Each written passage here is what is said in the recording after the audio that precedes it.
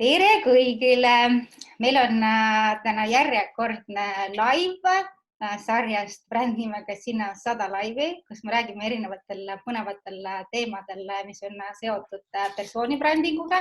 Ja täna meil on selles mõttes eriline live, et meil on ka esimest korda külaline kutsutud.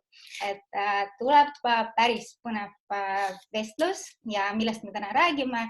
Räägime eesmärkidest ja räägime eesmärkidest veidi teises võtmes, et miks on hästi oluline aru saada, kes sina siis oled, et mis on sinu persoonibrändi DNA ja kuidas siis läbi selle meil on oluliselt lihtsam ja efektiivsem siis oma eesmärke saavutada. Vaatame korra, kas me oleme ka laivis.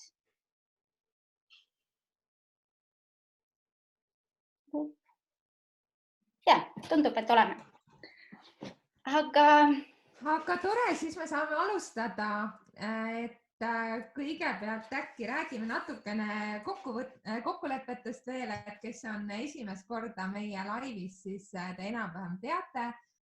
Me räägime täna eesmärgistamisest, aga meil on ka külalisesineja, keda me varsti kohe tutvustame.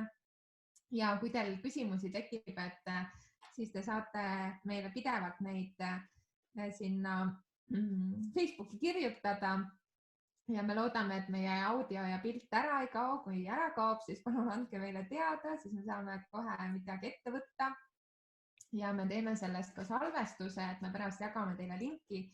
Meil on sellest nädalast ka oma YouTube'i kanal, kus saab siis kõike neid laive järgi vaadata ja siis kui te õigel ajal ei saa kohal olla, siis saate või poole pealt kiitute, et siis te saate pärast edasi vaadata.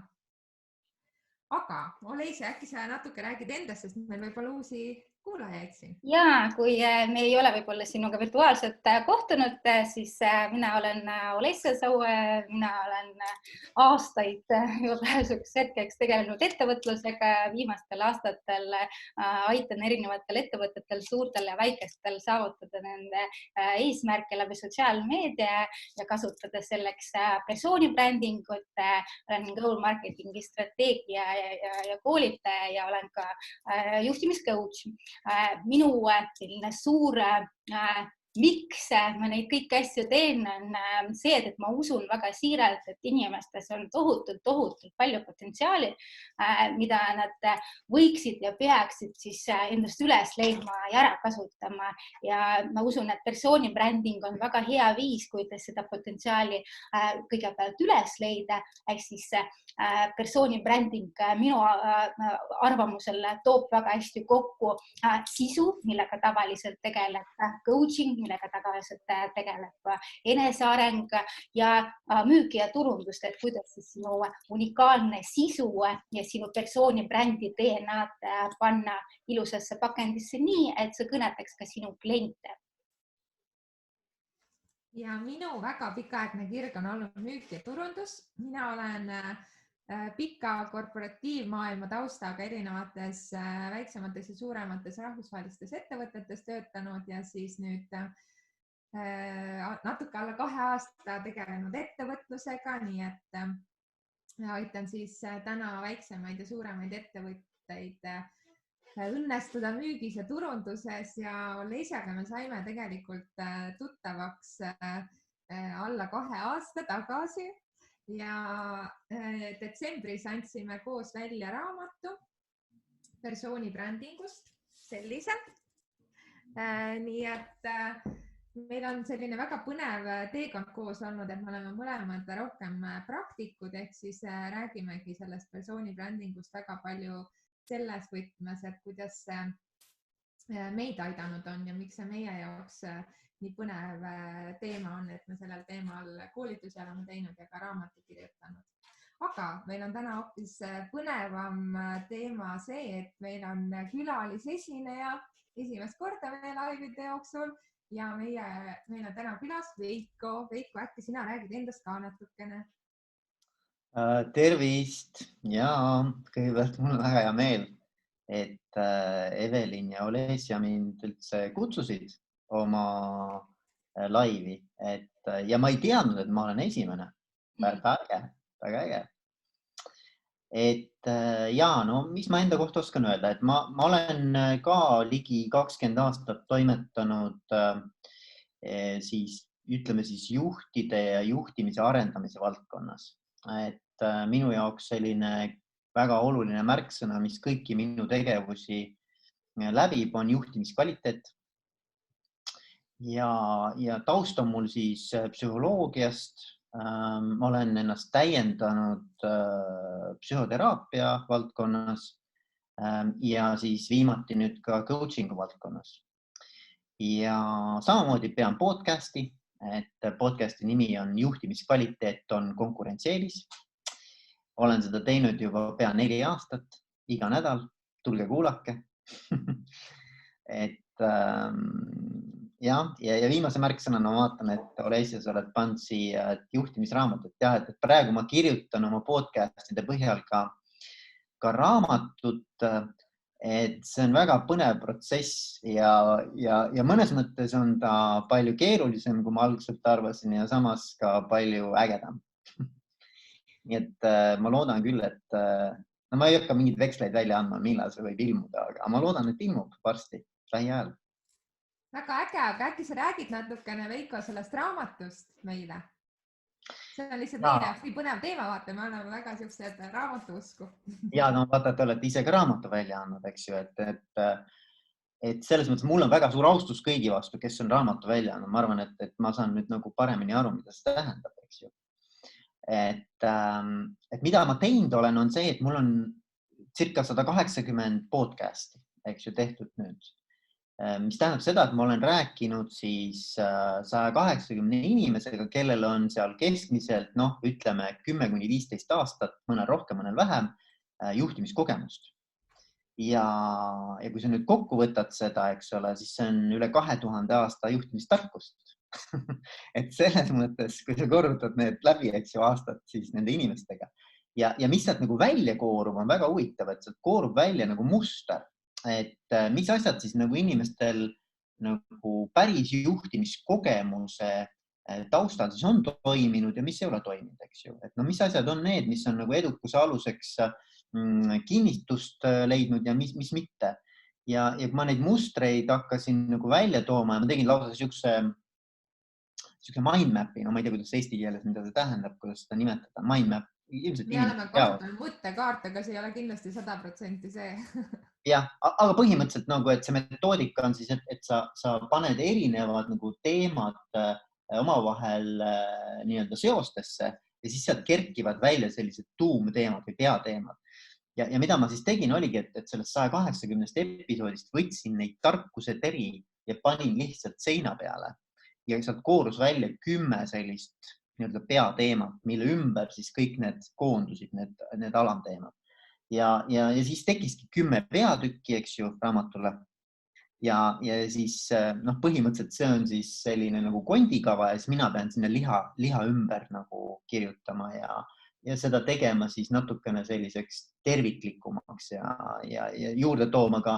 Mulle meeldib, et ma ei rääne ainult nagu kogemuste najale, vaid et ma toon ka juurde sellist mis siis päriselt uurimistöö on selle teema kohta näiteks öelnud, et mida siis nagu akadeemiline maailm arvab ja sükest natukene sükest teaduslikumat lähenemist ka. Aga põhimõtteliselt jah, et see on sükene, mulle meeldib öelda juhtimistarkus, vaata. Ta on küll nagu sükene natuke konservatiivne sõna juhtimistarkus, aga miks mulle see sõna meeldib, on see, et seal on selline nagu kogemuslik nüanss juures. Et ei tule nagu mitte sellest, et ma olen mingit raamatut õppinud, vaid et päriselt ma olen nagu ma ei tea, 10, 15, 20 aastat inimestega toimetanud ja selle põhjal on tekkinud mulle arusaam, mis toimib ja mis ei toimi, eks ju. Niisugune katse-eksituse meetod iseenda oma elu peal, eks ju, oma tööelu peal. Et selles mõttes mulle väga nagu meeldib see. Aga mida sa saad öelda selle raamatu kirjeldamise kontekstis, et kui me räägime täna eesmärkidest, siis väga paljudel on tegelikult kas unistus või eesmärk kunagi raamatut kirjutada, et ka väga vähesed tegelikult reaalselt jõuavad selle kirjutamiseni, et äkki sa juba enda kogemuse põhjal saad mõned soovitused jagada, et kuidas siis selle päris kirjutamiseni jõuda? Tead, mul endal on üks, ma paari sõnaga räägin, eks ju, sellest protsessist. et ma alguses hakkasin tõesti nii kirjutama, et ma istusin maha laua taha, võtsin omale, no ma ei võtnud pastakat, võtsin oma klaviatuuri ette, eks ole, ja hakkasin kirjutama ja siis ma sain üpris ruttu aru, et tegelikult see minu puhul nagu ei toimi. Et ma lihtsalt nagu, mul ei ole nii, et ma istun maha ja ma saan hakata lihtsalt kirjutama. Ja siis ma proovisin erinevad meetodid ja üks meetod, mis toimib ja mida ma nüüd olen kasutanud, on see, et ma võtan ühe hea sõbra. Me teeme nagu iga nädal paaritunniseid jalutuskäike ja tema küsitleb mind ja ma võtan diktofoni peale kogu selle loo. Ma ütleme ette ära, et mis see teema täna on, mis see raamistik on, mille sees me nagu toimetame. Ja siis tema on hea küsija ja vaata kuulaja. Et siis mina saan kogu oma selle teema nagu välja läbi selle, et keegi kuulab, keegi mõtleb kaasa, keegi kommenteerib. Ta on nagu selles mõttes ka hea, et ta on natukene nügija või siuke nagu kriitik vaata. Et kas selles kontekstis ikka see toimib või? Et vaata seal minu kogemus on see, et see ei toimi või vaata nagu, et on niisugune nagu hea niisugune nagu sparringupartner. Et see sunnib mind erinevatesse nagu teemadesse rohkem sügavuti sisse minema. Ja siis pärast ma selle diktofoni pealt tõmban selle materjali nii-öelda puhtaks, eks ju. Et see on nagu minu puhul nagu toiminud. Et kui sa küsid, et mida siis nagu võiks teha, on see, et proovida erinevaid meetodeid. Ma arvan, inimestel toimivad erinevad variandid, mis neil nagu selle loovuse või sellise, nagu, kuidas nemad enda seest selle sisu välja saavad, on ju. Aga põhiline on see, et hakka tegema. Nagu selles mõttes, et kui sul on siuke, et sa ootad tunnet, et nüüd tuleb tunne, et hakkan tegema, siis seda ei tule. Või ta võib tulla, aga ta kaob sama kiiresti ära. Et tegelikkuses nagu kõige olulisem minu arvates on see, et hakka lihtsalt kirjutama, nagu et hakka plõksima neid klaviatuuri klappe. Et lihtsalt, alguses võib olla täiesti suvaliselt, nagu sa mõtled, et issand, et mul ei ole midagi öelda. Hakka lihtsalt kirjutama ja ühel hetkel sa nagu avastad, et polegi nii paha, tead. Või et tuleb, hakkab tulema, on ju. Et nagu selles mõttes ma arvan, niisugune nagu peale hakkamine, mulle meeldib see, et peale hakkamine pool võitu vaata. Või kuidas see Woody Allen kunagi ütles, et showing up is 80% of success või midagi sellist. Ja väga äge, et sa räägid sellest, sellepärast, et meie just oma eelmised paar laivi oleme sellel teemal üles ka ehitanud, et üks oli see, et kuidas mugavustsoonist välja tulla ja siis kohe tegutsema hakata. Ja eelmine laiv meil oligi sellest, et kui sul on suured unistused, et kuidas siis selliseid väikeste tegevustega siis neid reaalselt lõpuks ka ellu viia, et hakatagi kohe tegutsema.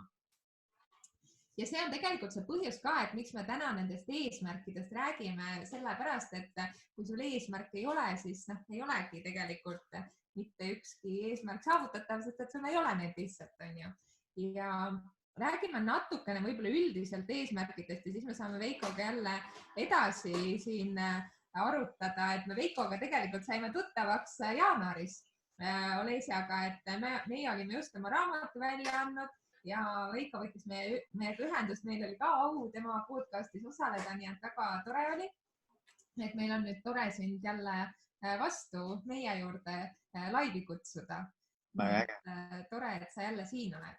Aga nendest eesmärkidest rääkides, et eelmise laivi lõpetuseks võime siis öelda, et nii ongi täpselt, et kui sa piisavalt kaua kõnnid, siis sa kindlasti kuhugi jõuad, aga et siis kiiremini kohale jõuda, siis oleks hea, kui sa teaksid, kuhu sa tegelikult ka tahad minna. Ja eesmärgid ongi siis sellised toredad asjad, mis annavad sulle sihi ja fookuse, miks on hea, et need eesmärgid sul olemas oleksid. Ja kui sa tahad midagi saavutada, siis sa ei saa ilma selleta, et sa endale konkreetsed eesmärgid sead ja võib-olla ka aeg-ajalt neid mõõdad, näiteks ka raamatu kirjutamise puhul, et mitu peatükki sul siis seda liha valmis juba on. Ja need eesmärgid täna võivad sul olla täiesti erinevad, et nad võivad olla sul võib-olla hetkeolukorras ka ainult see, et ellu jääda või siis leida uus töö või mis iganes teema see on ja samamoodi persoonibrändingu puhul, et kui sa oma eesmärki paika ei pane, siis on sinna hästi raske jõuda, et miks meie Olesiaga nii palju asju koos teeme, on sellepärast, et meie tegelikult leidsime üks hetk, et meil on hästi sarnane eesmärk, mida me tahame teha. Me tahame hästi paljude inimeste elu positiivsemaks muuta ja meil on ka väga konkreetselt numbriliselt see paigas, et täna meie 100 laivi me oleme alles alustanud, et meie 4 laivi vaatajate hulk õnneks on juba päris suur. Ma lugesin täna Olesja kokku, et neid on lausa 20 000 juba olnud, aga see ei tähenda mitte midagi, sellepärast et me peame olema nende elu positiivselt mõjutanud, mis tähendab seda, et me muudame seda ikkagi sellest, kui keegi meile reaalselt sellest kirjutab või teada annab, aga tore on see ikkagi. Ja eesmärgistamine ongi siis tegelikult see esimene samm, et oma unistused tegelikkuseks vormistada ja unistused ja eesmärgid mõlemad on hästi toredad, aga unistused on hästi sellised teistsugused kui eesmärgid, sellepärast et ühed siis panevad su tegutsema, teised on rohkem sellised mõttetasandil, ühed on konkreetse tähtajaga, teised on lihtsalt sellised, et tahaks kunagi raamatu kirjutada, aga ei tea millal. Unistused on need, mis võib-olla sind rohkem inspireerivad, aga eesmärgid muudavad su maailma. Ja siis unistused eksisteerivad rohkem su kujutusvõimes, aga kui sa nendele mingisuguse tähtaja paned, siis nad võivadki saada realistlikeks eesmärkideks. Ehk siis nad annavadki sulle suuna, nad annavad sulle tähenduse, aitavad püsida teel ja igasuguseid toredaid asju, miks meile meeldib neid eesmärke ka seada. Ja eesmärke ongi hästi erinevaid, et ei ole ühtegi õiget ega vale, see sõltubki sellest, et kes sa oled, mida sa tahad, millest Olesja kohe varsti ka lähemalt räägib. Ja neid erinevaid mudeleid, kuidas siis eesmärke paika panna, neid on hästi palju, et me nendele ei hakka peatuma, et seda saab igaüks nii-öelda südame järgi paika panna, mis ta tahab, aga hea on see, kui su eesmärk oleks konkreetne, kui ta oleks ka mõõdetav, sest et siis sa tead, kas sa püsid õigel teel või ei püsi. Kui ta oleks saavutatav, et ta võib olla küll väga suur, aga nagu me eelmine kord rääkisime, et kui sa väikesteks tükkideks teed, et ikkagi tunduks sulle saavutatav, oleks ajakohane sinu jaoks ja oleks ka ajastatud. Ja meie soovitame loomulikult alati ka oma eesmärgid kirja panna, sellepärast, et neid uuringuid on nii palju, miks sellised asjad, mis sul on kirja pandud, lähevad suurema tõenäosusega täide kui need, mis on lihtsalt sul mõttes. Aga Olesja, äkki sa räägid nüüd nendest 2 kõige olulisemast küsimusest? Räägin 2 kõige olulisemast küsimusest, siis kui me kirjutasime raamatut persooni brändingust ja kui me üldse hakkasime seda teemat uurima, siis me leidsime seda, et väga paljud raamatud, mis räägivad persooni brändingust, keskenduvad väga palju sellele välisele pakendile ja see on tekitanud sellist olukorda, et väga paljud inimesed, kellel on reaalses maailmas on juba olemas tugev persooni brände, nad ei suhtu persooni brändingusse tõsiselt, et neile tundub, et persooni bränding on vajalik võib-olla poliitikutele, võib-olla influenceritele, et see ei puutu mind. Me hakkasime otsima sellist mudelit, et kuidas siis samm-sammult üles leida see, mis sind teistest eristab ja kuidas see siis pakendisse panna. Ja me jõudsime sellise 2 väga-väga olulise küsimuse juurde ja meile tundub, et just tänases vestluse kontekstis, kui me räägime eesmärkidest, need küsimused on hästi olulised. Ja need küsimused on siis sellised, et esimene küsimus on, kes ma siis päriselt olen.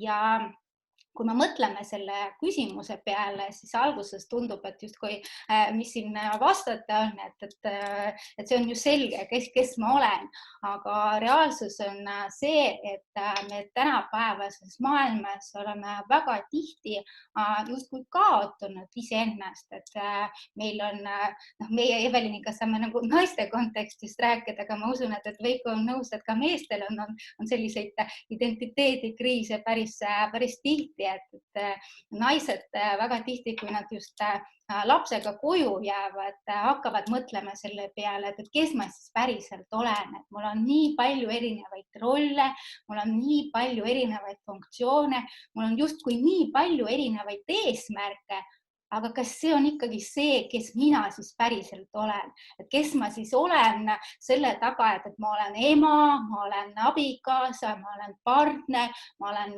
tütar, ma olen sõber, ma olen kolleeg, ülemus ja alluv, et mis siis see päris mina siis on. Ja persooni brändingu kontekstis selline kõige levinum soovitus, kui räägitakse persooni brändingust, öeldakse, et persooni bränding on edukas siis, kui sa lihtsalt oled sina ise, oled autentne, oled päris. Aga selleks, et olla autentne ja olla päris sina ise, sa pead ise kõige paremini aru saama, kes sa siis oled. Et millised on siis sinu tugevused, millised on sinu nõrkused, millised on sinu väärtused, sinu tõeks pidamised. Et alles siis sa saadki rääkida südamest ja alles siis sa tegelikult kõned teisi inimesi. Ja siis, kui sa oled sina ise, sa saad ka teistel tagasisidet. Jah, ta on autentne, ta räägib südamest, ta räägib läbi väärtusi ja siis sa kõnetad inimesi. Me väga tihti ei ole aega tegelikult reaalselt mõeldagi selle peale, kes ma siis olen, et mis on minu jaoks oluline, mis mind teistest eristab. Aga kui me neid küsimusi enda käest ei küsi, kui me vastuseid ei otsi, siis meil ei olegi võimalik hiljem seda sisu ka pakendisse panna, sest me ei tea, mida siis sinna pakendisse panna.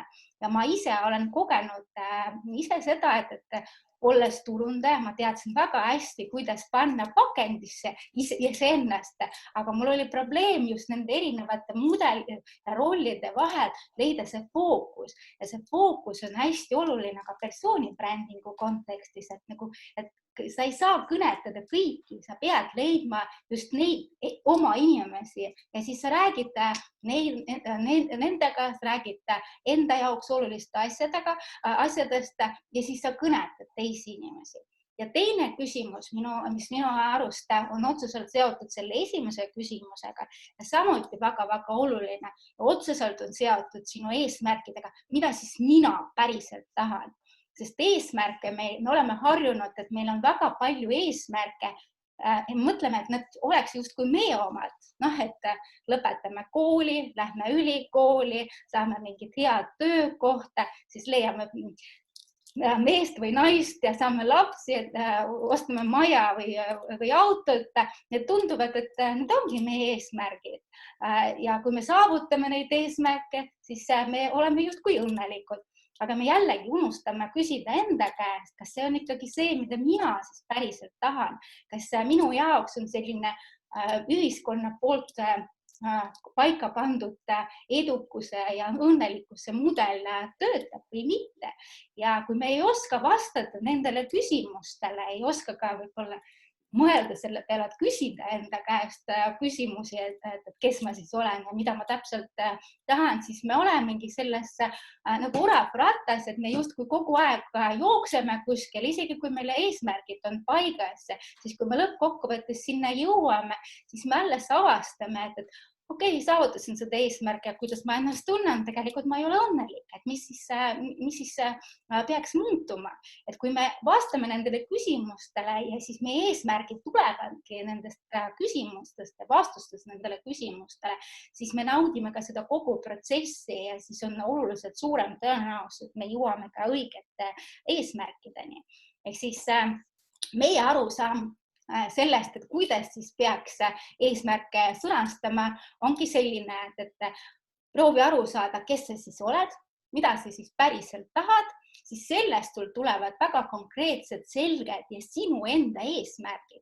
Ja kui nad on sul paigas, siis sul tuleb ka selline sisemine motivatsioon ja sellega, et sa aru saad, et mis asju sul päriselt meeldib teha, siis sa tegelikult naudid ka seda protsessi, et sa ei ole edukas ja õnnelik kuskil lõpus, vaid sa oled seda kogu aeg ja sa inspireerid inimesi just tänu sellele, et sa teed neid asju, mis panevad just sulle silmi särama ja teised inimesed hakkavad ka mõtlema, et tahaks ka niimoodi ja loodetavasti, kui me rääkisime sellest miksist alguses ja eesmärkidest, siis minu enda eesmärk ongi inspireerida võimalikult palju inimesi tegutsema selleks, et nad leiaksegi vastused nendele küsimustele, kes ma olen, mida ma päriselt tahan ja ma usun, et siis ei ole vaja meil sellist välist motivatsiooni, et me hakkaks ka sinna poole liikuma ja me saavutaks tegelikult neid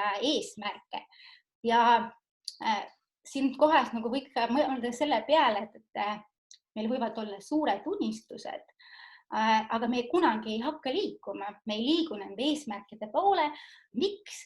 Sest meil puudub eneseusk ja eneseusk tuleb ainult siis, kui me jällegi mõtleme selle peale, et mida me siis päriselt tahame.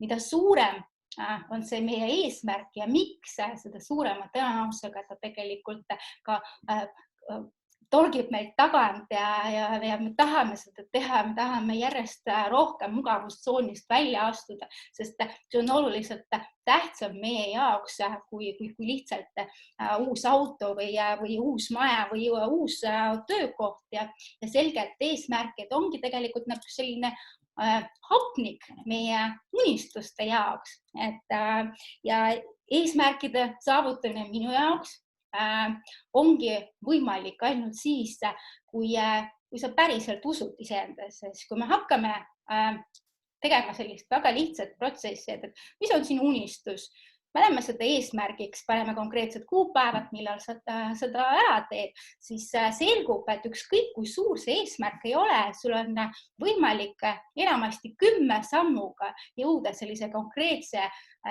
plaanini, et mida sa siis peaks ära tegema selleks, et sinna jõuda. Miks me enamasti seda ei tee? Ongi just sellepärast, et meie jaoks ei ole need asjad olulised. Ei ole need asjad olulised just sellepärast, et me ei ole nagu mõelnud, et mis asjad siis meie jaoks päriselt tähtsad, millega me tahame siis igapäevaselt tegeleda, mis sütitab meid ja mis on meie võib-olla nagu selline suurema miks ja suurema visioon. Ja täpselt sama asi ka persoonibrändingu kontekstis. Me alustame alati sellest, et mõtle läbi, mis on sinu eesmärk, kuhu sa tahad jõuda, mida sa tahad saavutada, miks sa seda teed. Ja meie jaoks on see miks hästi oluline, sellest miksist on Simon Sinek väga palju kirjutanud, on 2 raamatut valmis saanud ja see miks ongi tegelikult jällegi sisekaevamine, arusaam, miks sa mingit asju teed ja alles siis tulevad vastused küsimustele, kuidas sa seda teed ja mida sa täpselt pakud, aga nende eesmärkidega, suurte eesmärkidega ja sinu miksiga on see lugu, et tegelikult sinu miks kõnetab inimesi hoopis teistmoodi kui konkreetsed faktid ja funktsioonid, et me räägimegi teise inimese südamega nii-öelda. Et ka tänase vestluse käigus mõtle selle peale, et persoonibränding võiks olla sinu jaoks väga hea tööriist, kuidas ühest küljest üles leida see sisu ja teiselt poolt, kuidas seda panna siis pakendisse niimoodi, et sinu hobi ja see asi, mida sa tahaks igapäevaselt teha, ei jääks ainult hobiks, vaid see muutuks ka äriks ja muutuks sinu eluks. Aga ma arvan, et sellise nagu kokku lühikese sissejuhatusega me vist lõpetame ja anname nüüd sõna Veikole. Veiko, kuidas sulle tundub see seos, kes ma olen ja eesmärgid, et kuidas sulle see seos kõlab sinu jaoks? No ma arvan, et kõigepealt, et kui tulla selle küsimuse juurde, et kes ma olen, siis ma arvan, et täna on see väga aktuaalne küsimus või see on kogu aeg aktuaalne küsimus. Ma arvan, et täna on ekstra aktuaalne. Et kui ma vaatan oma coachingu praktikat, eks ole, siis mina tunnetan küll seda, et need inimesed, kes täna on nagu tulnud minu juurde, et paljuski, võib-olla nad ei küsi otse seda küsimust sellisel moel, aga tegelikult paljuski nad mõtlevad just nimelt nendel teemadel, sest nende elu on mõnes valdkonnas rööpastest välja löödud, eks ju, ja nad on pidanud hakkama uuesti küsima neid küsimusi, mida võib-olla nad siiamaani ei ole pidanud küsima, eks ole, et mis on see, mis neil silma särama paneb, mida nad tahaksid edasi teha. mis on see, mis hommikul motiveerib nagu voodist püsti tõusma, eks ju. Mis on see, mille pärast ma tahaksin õhtul minna, istuda maha ja öelda, et ma sain ägeda päevaga hakkama. Või et see päev oli minu jaoks elamus, eks ju. Ja siis tekivad täpselt need samad küsimused. Ja ma arvan, et see, kes ma olen, on nagu küsimus, mida võib-olla on kõige rohkem küsitud iseendalt, eks ju. Noh, mitte võib-olla sõna-sõnalt samamoodi, aga põhimõtteliselt. Ja ma arvan, et see on selles mõttes ülioluline küsimus vastata, et sul ühelt poolt tõesti eesmärgid, eks ju. Et sa nagu tead, missuguseid valikuid ja otsuseid oma elus teha paremini, sest et kui sul on nagu kese paigas, et sa oled nagu endaga väga hea kontakti saavutanud, siis need valikud, mis sa iga päev teed, tegelikult me teeme iga päev väga olulisi valikuid, eks ju, on hästi lihtsad. Need tulevad nagu loomulikult automaatselt. Valikud muutuvad ja otsused muutuvad väga keeruliseks siis, kui ma tegelikult ei tea, mis minu jaoks oluline on või et mis see minu tugevus on või et mis need minu tõekspidamised või baasuskumused on. Et kui see asi on nagu hästi selgeks endale tehtud, nagu teadvustatud, et siis tegelikult muutub kõik üpris lihtsaks ja eesmärgid ka, et sul ei teki nagu seda küsimust, et mis on prioriteet. Sest sa täpselt tead, eks ju, et mille poole sa püüdled ja mis sind käima tõmbab. Et selles mõttes ma olen hästi nõus, et eesmärgi aluseks on selgelt defineeritud ja teadvustatud identiteet, et kes ma olen.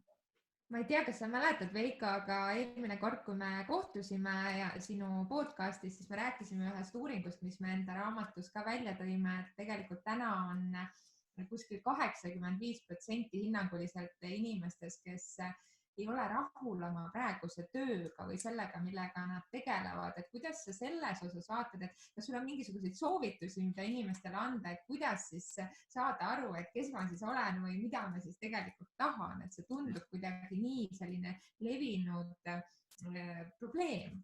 Ja, kindlasti ongi. Ja me räägime Gallupist vist, eks ju, Gallupi, eks ju.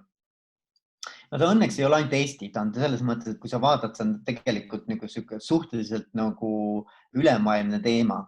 Aga ma arvan, mis sealt nagu välja joonistub ja mida ma olen oma coachingu klientidele ka palunud teha ja võivad teha ju kuulajad ka praegu, võtta seda nii-öelda endale koduülesandeks, miks mitte näiteks.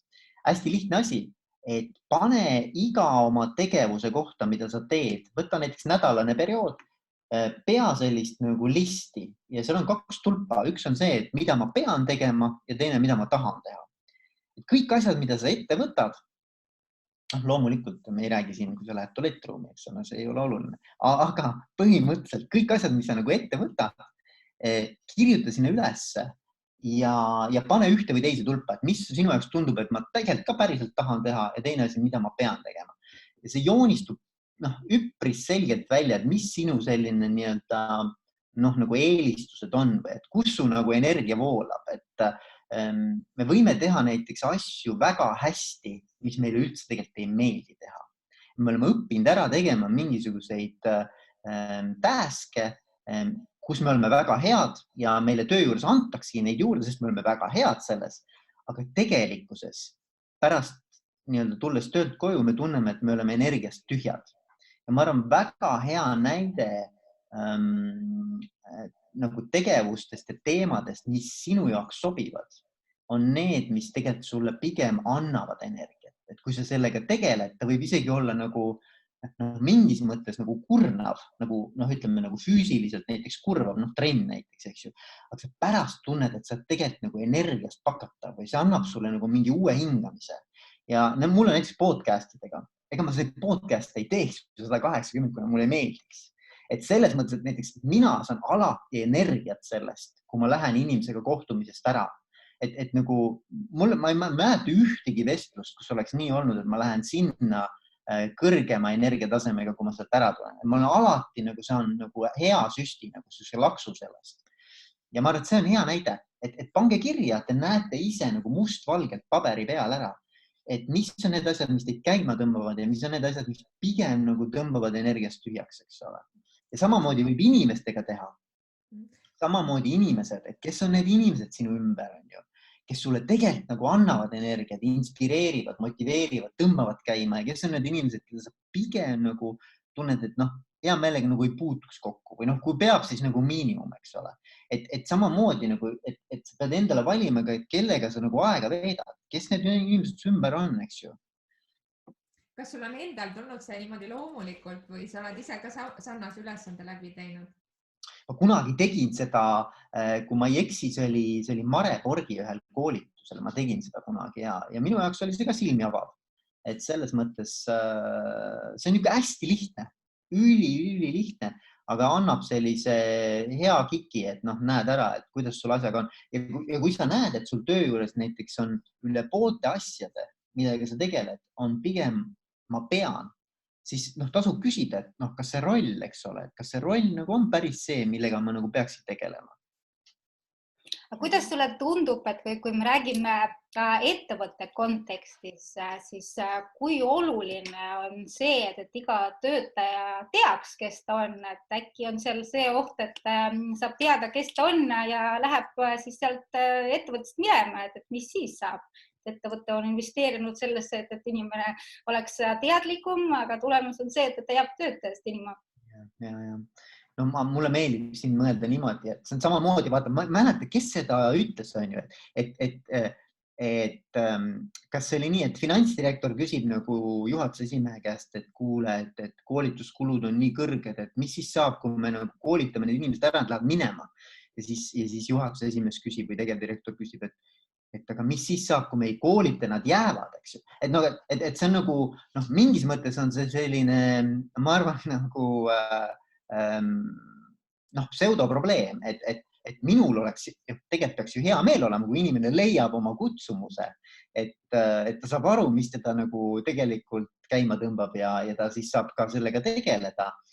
Aga no loomulikult, et kui sul on väga head töötaja, eks ole, ta ühel hetkel näiteks avastab, et see enam teda ei paelu, millega ta siiamaani tegelenud on, ta midagi muud teha, et siis ma saan täiesti aru ka tööandjast, et ta kaotab väga väärtusliku inimese. Aga samas kujuta nüüd ette, et kui ongi nagu Kallup ütleb, eks ole, mitte pühendunud inimene üks juures, eks, et ilmselge, et ta ei anna endast ka ju 100% siis ju. Et tegelikkuses, kas on vaja, ma arvan, et seal on pigem on ikkagi kõik võidavad, kui igaüks leiab oma nagu õige kutsumuse.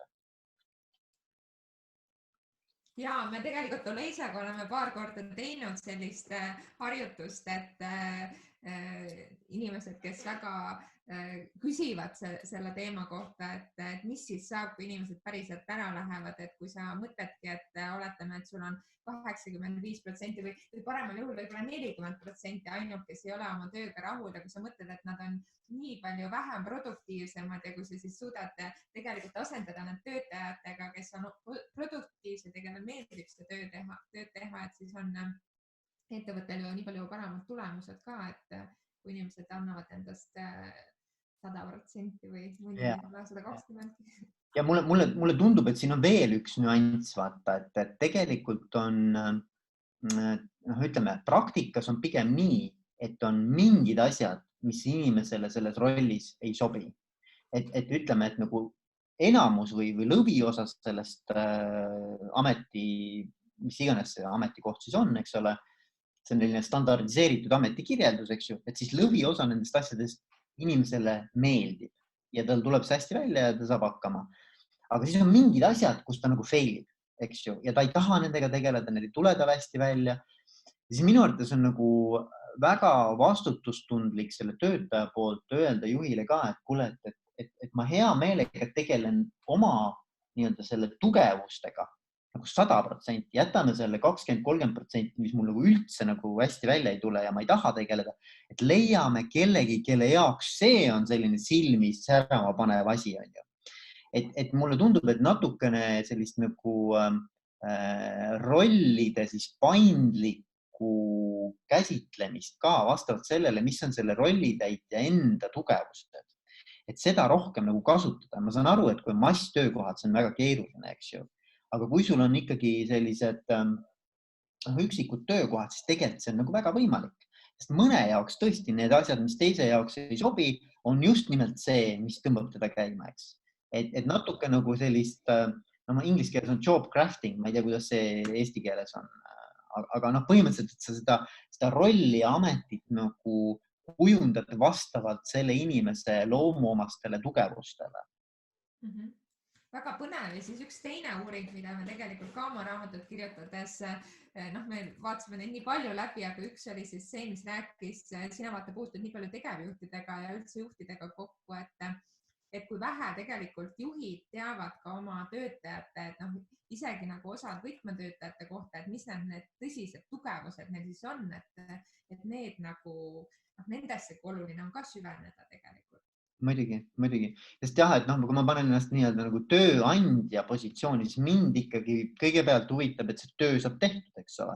Järgmine küsimus on, et kas sa üldse nagu, et kui hea seda sinul teha on, eks ole. Et ma võib-olla utreerin, aga põhimõtteliselt tegelikult keegi ei lähtu nüüd mitte ainult sellest, et et värbamisel nii-öelda, et vaata, et see roll on selline, sinu tugevused on nüüd need, eks ju, me oleme need nagu ära kaardistanud ja mis me siis nüüd teeme, et kuidas me saame sind kõige paremini oma tugevustega rakendada. Ei, pigem on nii, et kuule, et tööl on ka need asjad, mida sa võib-olla ei meeldi teha, et davai, teed ära, eks ole. Ja see on nagu tüüpiline minu arvates, eks ju, et pigem me nagu neelame alla ka need asjad, mis meile loomuomaselt ei sobi, aga et ongi nagu üks töö osa, eks. Aga ma arvan, et tööandjad suudaksid ka inimeste motivatsiooni, lojaalsust, sellist pühendumist palju rohkem tõsta, kui nad näitaksid välja, et nad hoolivad, et tegelikult nad tahavad inimestele pakkuda eduelamusi. Et tegelikult see on nagu see küsimus ka, vaata. Nüüd me jõudsime hea pointini. Et tegelikult see on nagu see küsimus, et inimesed tahavad tunda edukana ennast. Ja kui sul on seal mingi hulk asju, mida nad ei taha teha, neil ei tule hästi välja, siis tegelikult ka see ülejäänud edu, see on nagu varjatud, see on nagu umbes niimoodi, et sul on nagu üks tõrvatilk meepotis, vaata. Et inimesed võtavad seda nagu hästi, võimendavad tegelikult selliseid nagu negatiivseid ebaedu elamusi. Nii nagu rahulolematust, vaata, räägitakse 7 korda rohkem edasi kui rahulolu, eks ju. Või sellist nagu meeldivat teenindust näiteks räägitakse palju vähem edasi kui see, kui sa oled nagu saanud mingisuguse ebameeldiva teeninduse osalised. Et samamoodi inimesed ka, et tegelikult tahab seda eduelamust ja seda mikrovõitu tunda, vaata. Ta tahab tunda, et ta on tegelikult väärtustatud, et ta saab anda oma panuse, eks ju, ja et ta teeb oma tööd hästi. Ja ma arvan, et see on tööandja võimalus, et püüda neid rolle ja ameteid kujundada vastavalt inimeste profiilile, nagu tugevuste profiilile.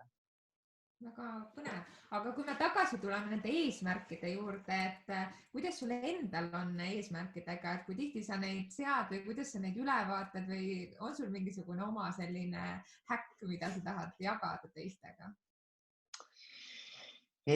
No vaata, kui ma kunagi tegin nagu kõvasti sporti, kunagi, nii ammu ei olnud, et ma tegelikult tegin kunagi päris kõvasti sporti, vaata siis seal, ma arvan, nagu sportlased, vaata, ma teen tippsportlastega ka podcast'e, ma arvan, et sportlased on nagu selles mõttes nagu super etalon, just nimelt nagu eesmärgistamise osas. Et ma mäletan, kui ma tegin Rait Ratassepaga, Rait Ratassepp on siis ultra triatlet, et ta teeb tõesti nagu hulle asju, et viimati siin tegi minu arvates 40 päeva järjest tegi Ironman, iga päev ühe Ironman. Et kui sa nagu mõtled selle peale, et mis sellise eesmärgi seadmise nagu peas peab toimuma, et kuidas see kõrvade vahel ära mahub, siis tema ütles niimoodi, et ta seabki, et tema kriteerium või selline nii-öelda nagu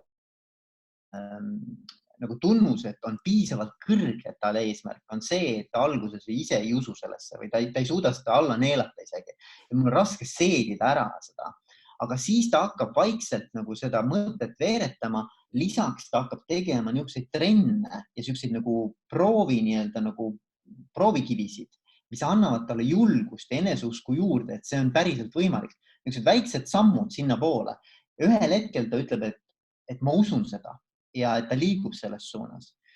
Et et ma arvan, et eesmärkidega on ka see, et, et kui sa mõtled, et mis on nagu niisugune hea ja paras eesmärk, siis see on eesmärk, mis on natuke hirmutav, aga samas nagu ikkagi käega katsutav. Ma nagu seda ei usu, et ta peab ikka sul silmapiiril olema, selles mõttes, et ta ei tohi nagu liiga kauge olla. Aga jah, et mina ise seadsin väga selliseid konkreetseid eesmärke just nagu ütleme spordiga seoses. Kui me nüüd räägime muus elus, et siis on, ütleme, kui me võime rääkida nagu finantsidest, siis seal on ka väga lihtne tegelikult seada eesmärke. Et mis on sinu nii-öelda finantsilise seisukorra või olukorra nagu eesmärk, eks ju, rahaliselt mõõdetav väga selgelt. Aga et mida rohkem aeg edasi läheb, seda rohkem ma tegelikult pigem sean endale selliseid nagu, kuidas seda öelda siis, emotsionaalset laadi eesmärke. Ehk et nad ei ole võib-olla nii kergesti mõõdetavad, aga mulle on olulisem näiteks see, et kui ma trenni ära teen, et mul oleks naeratus suul näiteks. Või et kui ma päeva ära lõpetan, et siis ma saan päeva lõpus öelda, et mille eest ma tänulik olen täna. Et mul peab olema 3 asja, mille eest ma tõesti tänulik olen. Sellised nagu, et mulle meeldib nagu sellised nagu protsessipõhisel kulgemist nagu kuidagi nagu kergemaks tegevaid eesmärke seada. Et elu oleks nagu nauditavam. Nauding on nagu suurem tähendus kui lihtsalt nagu millegi suure ära tegemine. Et ma ei tea, millest see tuleb, aga ma arvan, et tegelikult on mõlemad olulised muidugi. Mulle tundub, et mina olen enda jaoks seda defineerinud niimoodi, et sul peabki olema selline suur eesmärk või visioon nagu põhjatäht, aga keskenduma peaks just nagu väikestele sammudele ja väikestele eesmärkidele. Ja rääkisime Eveliniga vooseisundist ja oleme seda hästi põhjalikult uurinud ja Steven Kotler, kes tänapäeval teeb väga paljude juhtide seas uuringuid, et kuidas seda vooseisundist siis tekitada ja kuidas see produktiivsust mõjutab, siis tema on üles leidnud just seda, et hästi oluline, et see raskusaste on vaid 4% kõrgem kui sinu oskused. Ehk siis kui see oleks nagu liiga suur eesmärk, siis sa kaotad motivatsiooni ja sellepärast, et see hirmutab seda, arvad, et sa ei saa hakkama. Kui see on liiga madal eesmärk, siis see on sinu jaoks igav.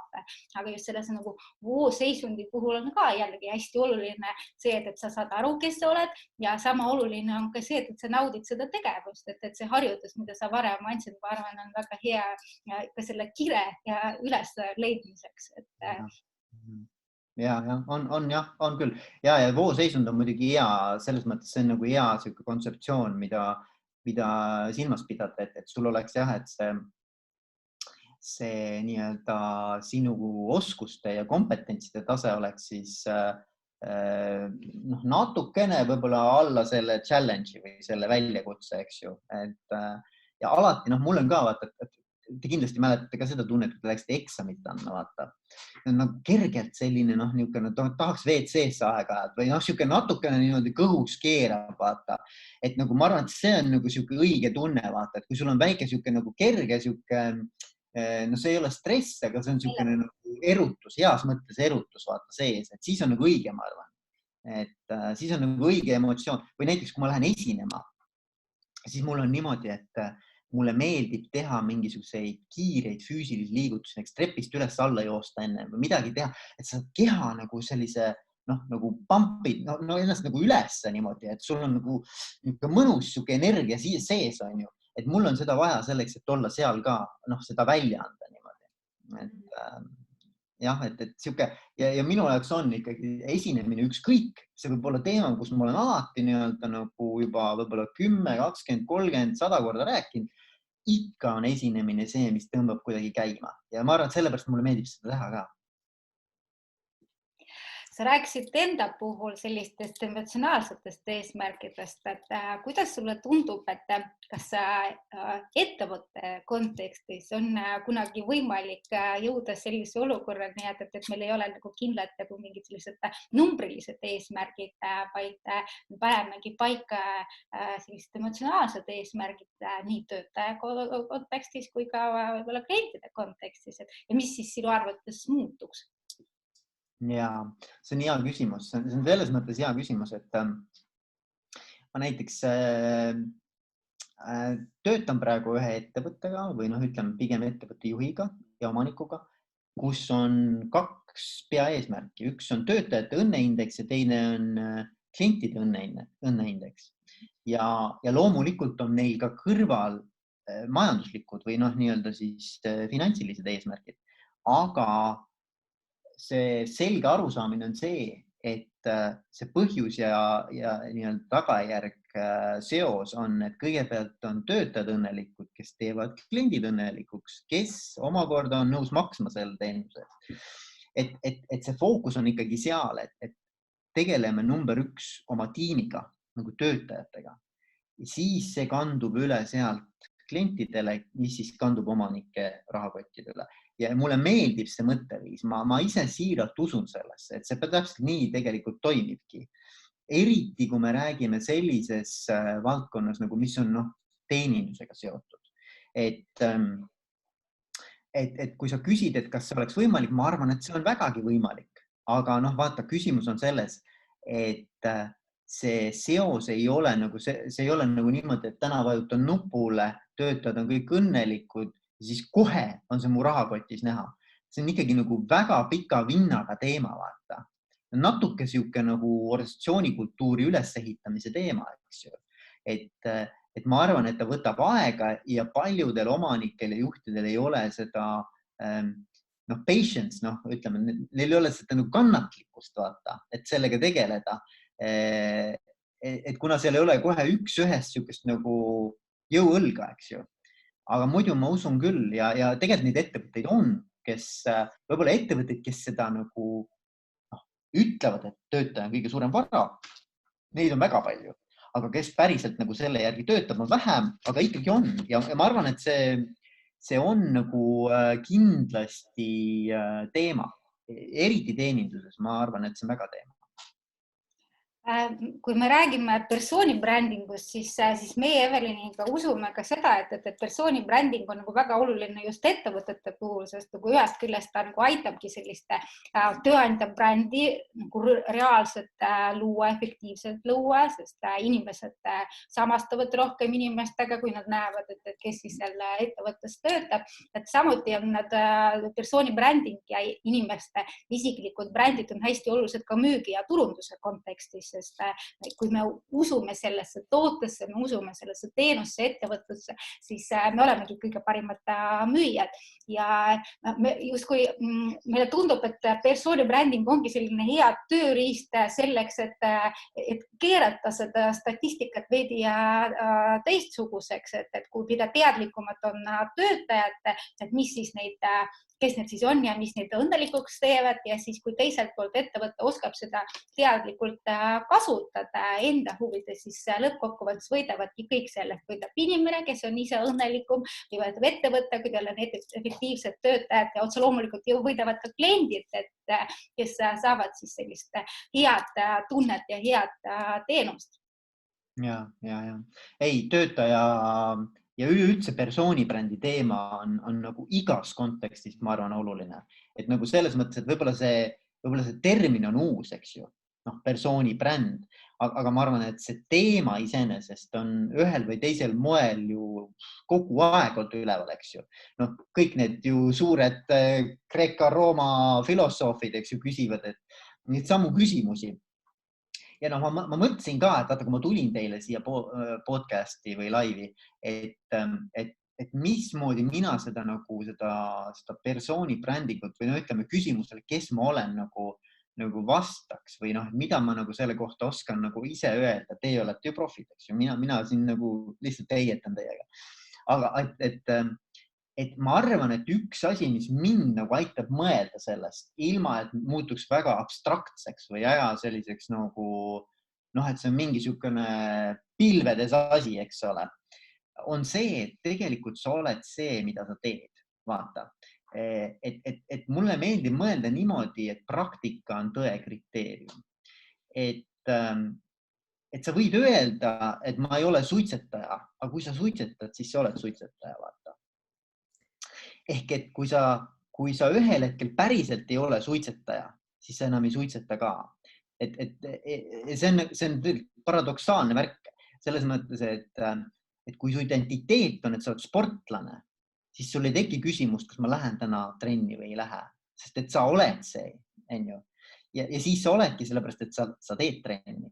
Aga kui sa ütled, ma olen sportlane ja trenni ei tee, siis sa järelikult tegelikult ei ole. Et see point on see, et vaadata üle, mis on mu harjumused, et mis on need praktikad, igapäevased rutiinid, millega ma tegelen. Ja see ongi see, kes sa oled. Ja kui sa tahad muuta ennast, siis tegelikult üks viis tegelikult muuta ei ole mitte see, et sa hakkad oma neid uskumusi, tõekspidamisi ja väärtusi ümber vaatama. See on ka oluline. Aga üks viis ja psühholoogiast väga selgelt nagu ka välja joonistunud viis on see, et sa muudad oma käitumist ja läbi selle sa muudad kõike, mis sinu siis nii-öelda ka identiteedis toimub. Et on võimalik ka tegelikult käitumise kaudu oma seda olemust või sellist DNA-d nagu mõjutada. Et mõlemid pidi, eks ole, see seos toimib nagu mõlemid pidi. Ja mulle meeldib pigem mõelda nii, et kui sa tahad, et sa muutud, siis hakka käituma teistmoodi ja sul toimub peas ka mingi krõks ära. Muidugi võib vastupidi ka olla, eks ju. Et sa pead minema arsti juurde, kes ütleb sulle, et kuule, et kui sa edasi suitsetad, et siis sa sured 6 kuu pärast ära, siis käib krõks ära, on ju. Mõnel ei käi ka, aga ütleme, et käib, on ju. Ja siis sa nagu käitud teistmoodi ja sa muutud. Et sul on võimalik päeva pealt mingi asi nagu endas, mis on tegelikult väga-väga tugev, väga siuke nagu sõltuvust tekitav asi, on võimalik ümber vaadata või ümber mängida. Väga äge, sa tegelikult räägid täpselt seda, mida meie oma esimeses laivis rääkisimegi, et see persooni bränding tegelikult, see ongi alati olemas, et see ongi see, et mida sa teed ja mida sa räägid ja mis tundeid sa teistest tekitad, et see ongi su persooni bränd, et see tihti tundub, et mis see persooni bränd on, et see on nagu mingisugune tohutu, ma ei tea, mis voodoo asi, aga tegelikult see ongi see, et kes sa oled, on ju. Ja mulle meeldib nii mõelda ja see ongi see, mida ma teen, just nimelt nagu praktika. Et muidugi vaata, seal on nagu see nüanss ka, et kui me räägime, et mis siis on mõjutanud seda, mis sa siis teed ja missugune sa oled ja mis see olemus on, et siis ma arvan, et seal on nagu 2 sellist suurt komplekti mõjureid. Üks on see, et päriselt psühholoogiast on teada, et mingi osa sellisest nagu isiksuslikust sättumusest, eks ju, on ikkagi selgelt nagu pärilik, eks ju, või mitte pärilik, aga ühesõnaga, et ta on sul nagu kaasasündinud, eks ju.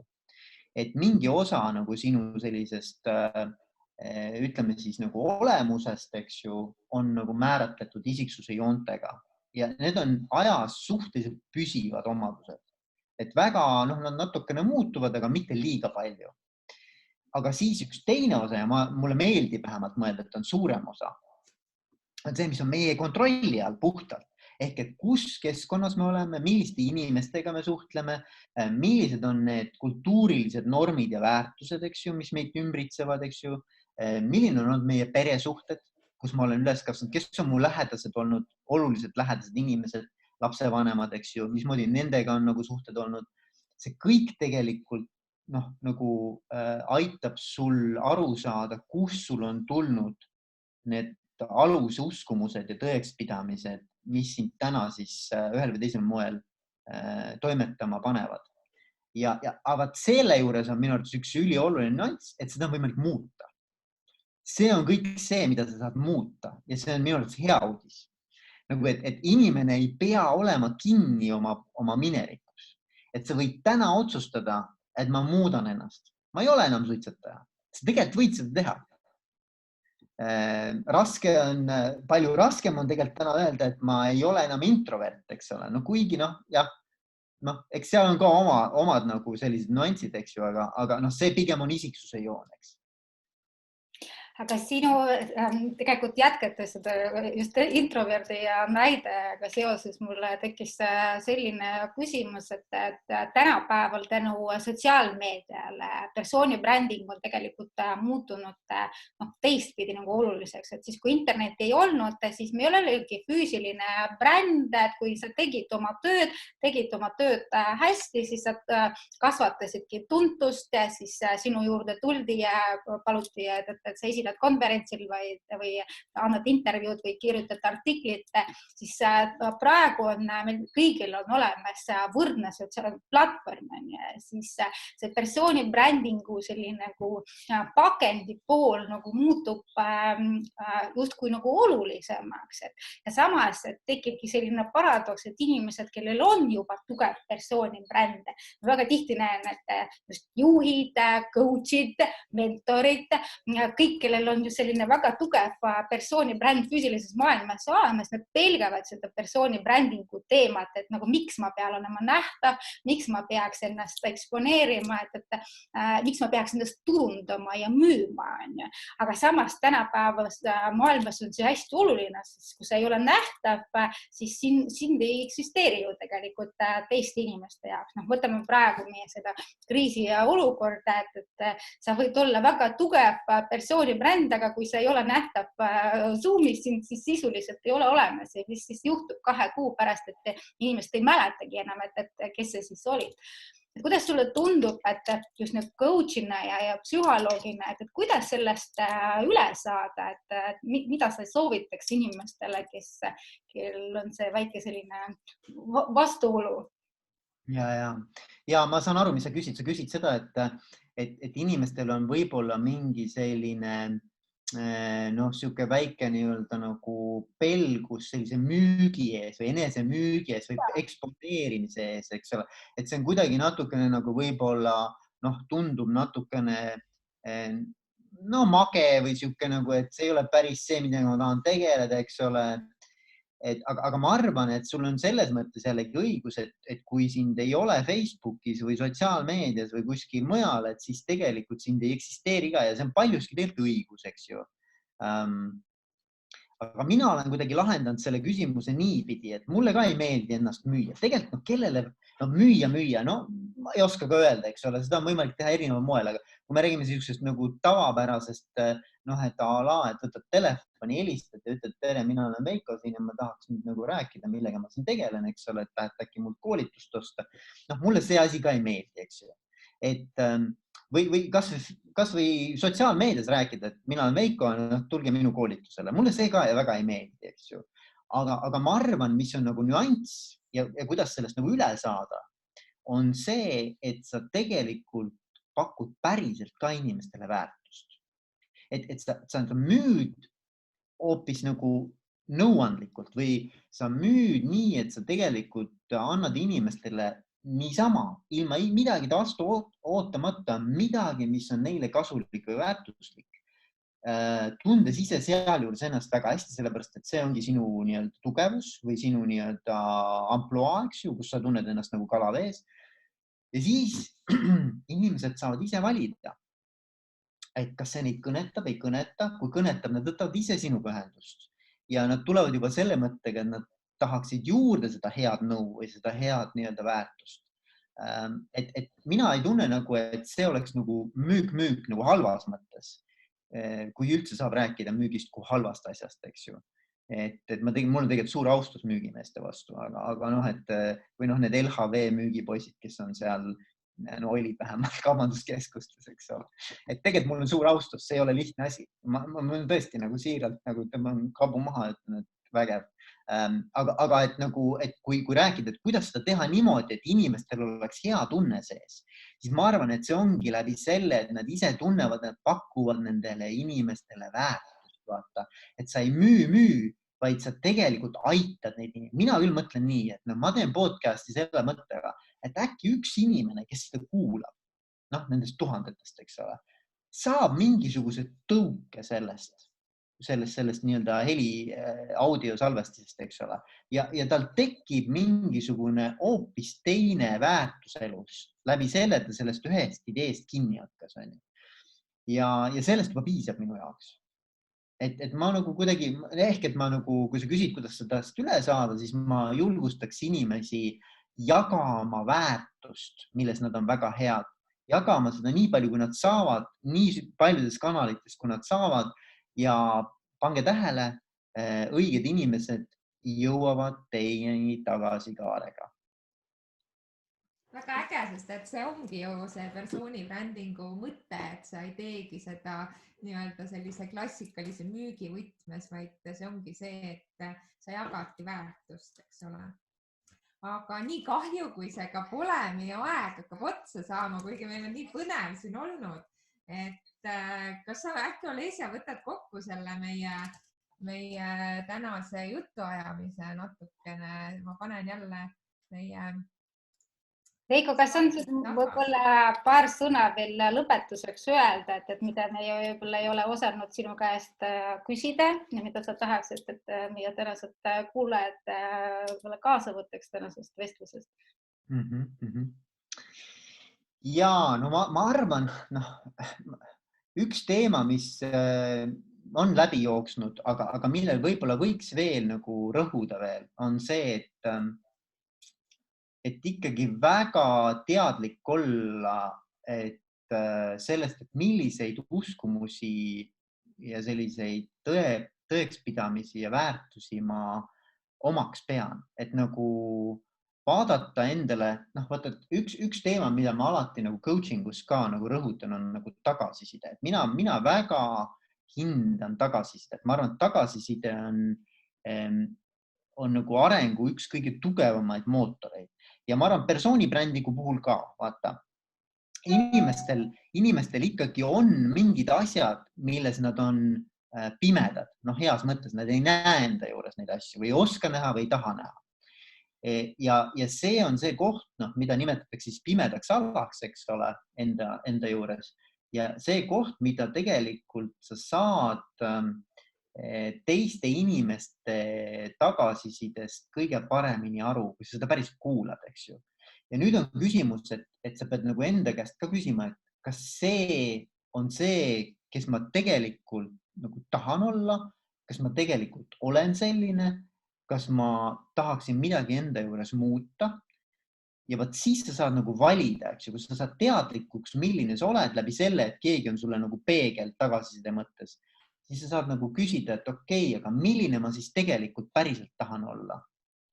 Ja kuidas ma tahan mõjuda, vaata siin käis mõjujutt ka läbi, mulle meeldis see mõte, et ka kuidas sa nagu mõjud ümberringi teistele inimestele ja üldse nagu, mitte ainult inimestele, vaid kogu nagu sellele ühiskonnale ja oma sellisele sotsiaalsele ruumile. Et siis valida, vaata, ma tahaks nagu rõhutada seda, et inimeste tagasiside selle järgi aru saada, et mis siis on need minu tugevused ja nõrkused ja siis valida, et okei, et aga milline ma tahan olla ja toimetada just nimelt nagu nende uskumuste, tõekspidamiste ja väärtustega edasi. Ja sealt siis, nagu me jõudsime ka nagu eesmärkideni, eks ju, et seada endale selged eesmärgid. Midagi sellist ühesõnaga, mulle tundus. Aitäh sulle, et meie jaoks oligi tänane vestlust just teistmoodi, et me ei tahtnud rääkida eesmärkidest sellises klassikalises võtmes, et sul on unistused ja sul on eesmärgid ja eesmärgid täituvad paremini kirja pandud, aga just see, et millest sina räägid väga palju, et läbi iseenda ja teadlikkuse tõstmise sa saavutati neid erinevaid eesmärke ja sa saadki panna paika väga suured eesmärgid ja samas sa võid panna sellised emotsionaalsed eesmärgid, millega kaasnebki sinu rahulolu, millega kaasneb sinu õnnelikkus aasta ja kas see kindlasti mõjutab ka sinu produktiivsust ja mina väga usun seda, et kui sa teed asja kirega, et kui sa teed asja, mis sulle meeldib, siis sa suurema tõenäosusega jõuad ka sinna selle suure eesmärgini. Et ma väga täname sind, et sa võtsid aega ja meiega vestelda, et kindlasti meil oleks juttu jätkunud veel mitmeks tunniks, aga loodame, et võib-olla me kohtume sinuga veel meie selle 100 laivi projektis. Kuule, väga armas oli. Mul on õudselt hea meel. Ja kui keegi sai siit mingisuguse inspiratsiooni toimetada oma persooni brändinguga, miks mitte? Väga äge.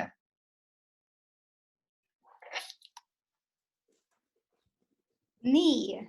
Aga Evelin, meil on ju alati tegelikult olemas selline väljakutse ka kuulajatele ja võib-olla anname siis nüüd Veikole võimalust seda väljakutset sõnastada, et mida siis meie kuulajad võiksid teha nüüd järgmise 6 nädala jooksul näiteks selleks, et nende elu muutuks paremaks näiteks. Et palute, et nüüd ma ütleks mingisuguse väljakutse inimestele. Mõtleks midagi, jah. Aga siis okei. Aga siis on üks harjutus, mida ma samamoodi tegelikult olen kasutanud ja praktiseerinud inimeste coach imisel on selline, et on 3 küsimust. 3 küsimust.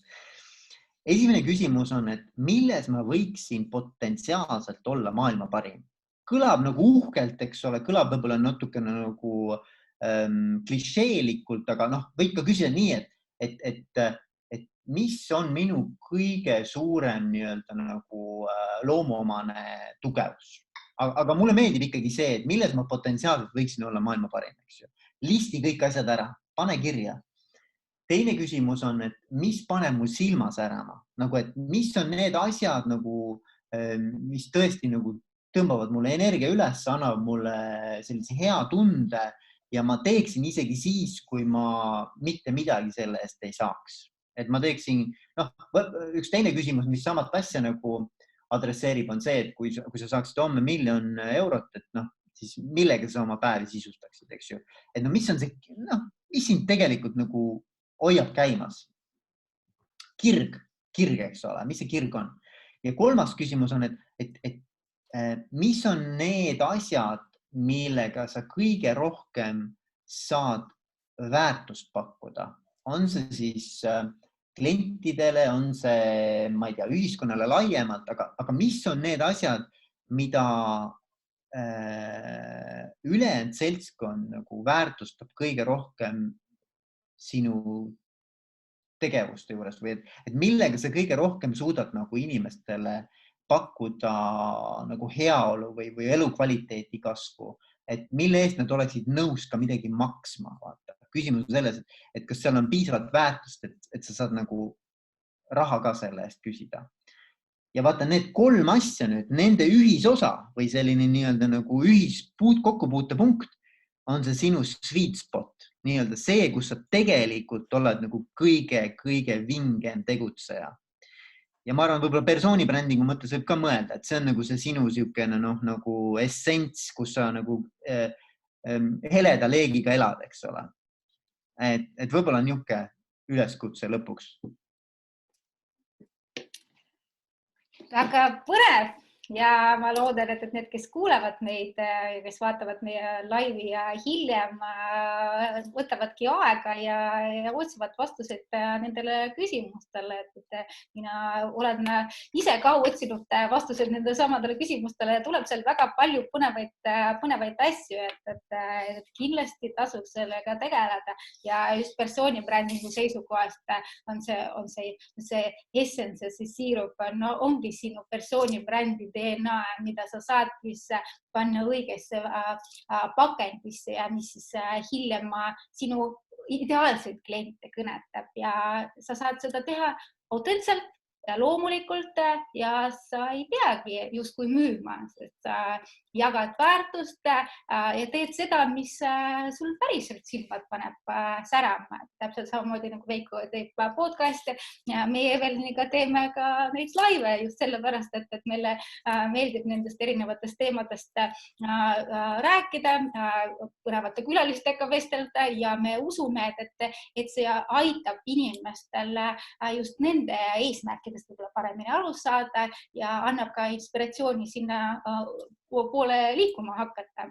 Et kohtume siis järgmisel nädalal ja räägime tugevustest, aga enne seda meil on jällegi mõned raamatusoovitused, mida me anname, siis võib-olla Veikol on ka midagi siia nimekirja lisada, et Me olemegi nagu vaadanud, et mis need erinevad raamatud võiksid olla, mis käsitleks seda nagu eesmärkide teaduslikku poolt, aga ka nagu rohkem nagu sellist sisekaemist ja teistmoodi mõtlemist. No mul üks raamat, mida ma nagu keegi päriselt tahab nagu eesmärgistamise sellist, ütleme siis eesti keeles meistriklassi või raamatut selles valdkonnas, siis üks raamat, mida ma ise olen kunagi mitte ainult raamatuna, vaid tegelikult ka koolitanud, ma olen olnud isegi kunagi sertifitseeritud koolitaja selles valdkonnas, on 4 Disciplines of Execution. See on Franklin Covey siukse nagu suure koolitus- ja arendusfirma poolt välja antud programm, mis nemad on ka kirjutanud selle raamatu. Ja seal on nagu sellest eesmärgistamisest nii-öelda nagu puust ja punaseks. Väga detailne, väga äge ja seda on võimalik väga edukalt ettevõtetes ja tiimides juurutada. Olen ise seda teinud erinevates ettevõtetes. Aga jah, 4 Disciplines of Execution. Eesti keeles oleks siis nagu 4 elluviimise distsipliini, aga seda eesti keeles seda raamatut ei ole. See on ka inglise keeles ainult. Aga suured tänud, väga põnev igatahes oli ja mina loodan, et kui keegi teine midagi muud siit kaasa ei võta, siis vähemalt teeb mõlemad Veiko soovitatud harjutused läbi, mis ma arvan, et on igaühele kasuks, sest et nii nagu meie oleme kogenud seda, et kui sa teed asju kirega, siis sul lihtsalt on nii palju energiat ja sa jõuad nii palju rohkem asju ära teha ja sa ei saa seda teha, kui sa tegelikult ei tea, mida sa tahad või mis see sinu essents tegelikult päriselt on. Ja lõpetuseks me võime veel seda öelda, et kellel on huvi, siis võite ka Facebookis meie raamatulugejate klubiga liituda, isegi kui teil veel raamatut ei ole, et seal me jagame siis pidevalt igasuguseid uudiseid persoonibrändingu teemadel ja paneme sinna kindlasti ka Veiko soovitatud raamatu ja need ülesanded üles, et veel rohkemad inimesed saaksid siis neid kasutada. Ja kellel on huvi siis kõik 100 sammu läbi teha persoonibrändingu teemadel, et siis me alati oleme oma laivides osalejatele andnud ka selles osas olulist soodustust, et kes tahab, siis saab meie raamatut soodushinnaga tellida ja meil on ka põnev persoonibrändingu veebiakadeemia, mis tegelikult juba neljapäeval teine siis nii-öelda akadeemia saab alguse.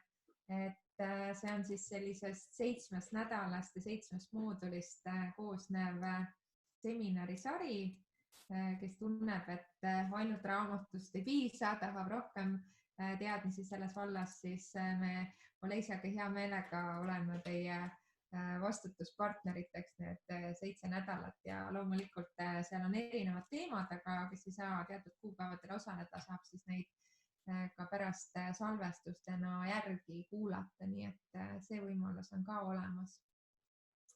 Aga tegelikult veel olulisem on see, et me teeme neid iganädalasi laive ja me loodame, et neid huviga kuulata, nii et kui te laivides päris osaleda ei saa, siis me saadame salvestusi ja meil on nüüd YouTube'i kanal ka, kus te neid saate järele kuulata, nii et siis loodame, et leiame sinna, meil on tegelikult juba järgmine kord ka üks külaline, et meil neid külalisi ikkagi tuleb ja erinevaid teemasid ka.